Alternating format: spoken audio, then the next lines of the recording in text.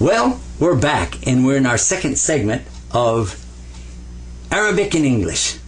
And that's a strange thing. We've been actually doing a lot of strange things here with our program. Our course has really been more on the upbeat side than it has been academic. We've tried to introduce the Arabic language in a way that everybody here could enjoy it, have fun with it, and comprehend it at the same time. Now guess what? We're going to come together with the whole thing. We're going to put all the letters together and then learn how to pronounce them, how they work together to give sound to each other, and then we're going to start putting them together to make words. So let's enjoy this second segment coming up now by starting off where we left off before with the hiccup. We talked about the hiccup. If you remember, we said Hamza. Hamza was a hiccup. Here's Hamza. There he is. Of course, he's not really that big, but I put him up there pretty big right now for you so that you get kind of an idea what he is all about. Take a look at Hamza here. Okay, that's Hamza. Usually when you see him, he's so small you barely notice him, but whenever you see him, he makes the letter hiccup like that. So if you see him in association with another letter, then you have to go like that. So for instance, let's say we had the letter Ya. That would be two dots below a stem. Two dots like this below the stem is a Ya. Except when you've got this Hamza, then it would be Ya, Ya, Ya. Instead of Ya, Ya, like this. The same thing would be true if this were a Ta. Instead of Ta, you'd say Ta, Ta, Ta, because of the Hamza. So the Hamza is like a hiccup. Hamza the hiccup. There he is. So whenever you see that, that's hiccup. Also, there's another use for Hamza. Hamza has a couple of different jobs that he does. He's a little small guy, but he does some pretty good jobs. One of them is to help our friend Mr. Aleph. Do you remember Aleph? Aleph, the standing stick. Has a little leaf on there, and then he comes down something like this. You remember Aleph?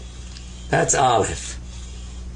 And I told you that Aleph could have the sound of A, U, E, or he could even have the sound of nothing. Well, the Hamza helps him out. Whenever Hamza's on the top of Aleph, it's A.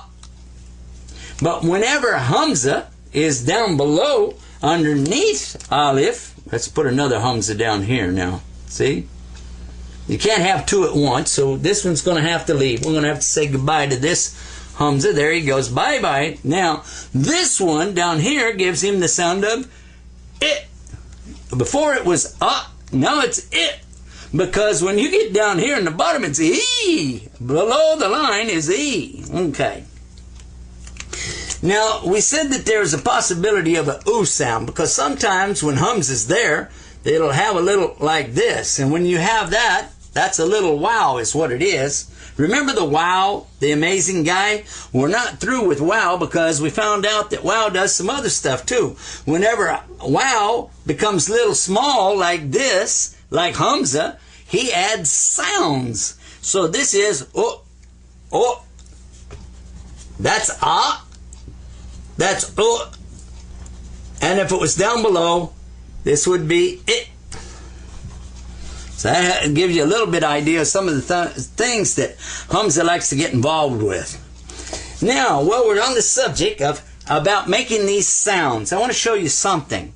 Whenever you see a letter in the Arabic language, if you know the Arabic, you know by the association of other letters what kind of sound to make. But when you're like me, I'm from Texas, and I didn't study Arabic language, and so now I'm coming into the Arabic. What do? Well, they have something called tashkil, or helpers for you. The first one, we're going to put it right across the top. Whenever you see that, like that, a nice bar on an angle, like this, see that? That's called fatha. See it? And when you see that, you say ah. Ah, and you say ah because you're happy, because you've got some help. I needed help because I didn't know what to do, and now you gave me the help. Ah. Now, if you see this below the line like that, alrighty, that's not fatha. In fact, that's called kesra.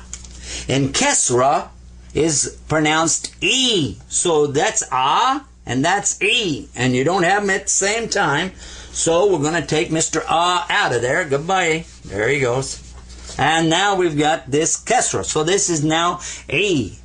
That'd be the sound of E because we have the kesra underneath it. Let's use another letter out of the Arabic alphabet. What letter would you like me to use? A noon? Oh, okay. That sounds like a good idea. Let's put a noon right there. Now, we've got our stem letter here, and we need to put the noon, because that's where the sun is at noontime.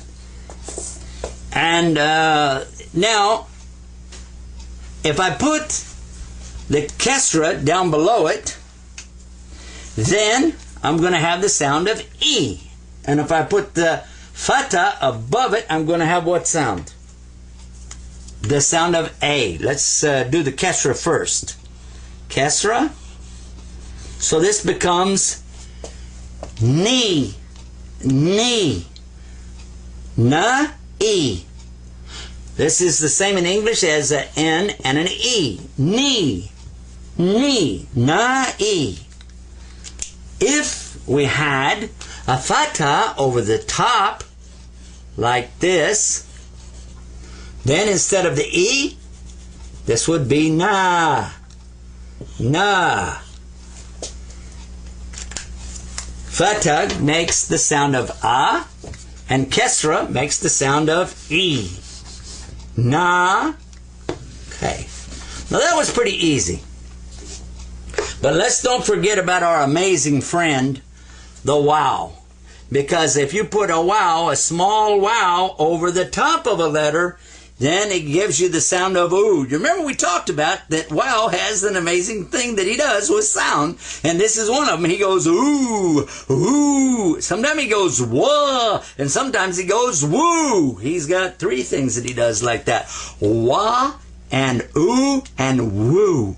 And in this case, when you put a Dhamma, he's called Dhamma when you do it like this, but you know and I know he's really Mr. Wow, but hey, don't worry about it. Dhamma above a noon becomes a nu, nu, N-U. In English is how you would represent that, N-U, nu. Cool? Now let's try something else. What would happen if we changed this to a ba? And the way to do that is to remove the dot from there, put the dot down below. When we go below, what happens? It's a ba sound.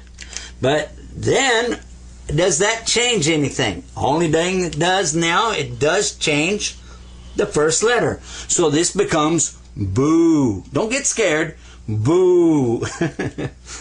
And don't boo me off the stage either. So this is boo because it has the Dhamma or the wow. You knew it was a wow, didn't you? But we call him Dhamma. That's Dhamma and that's boo.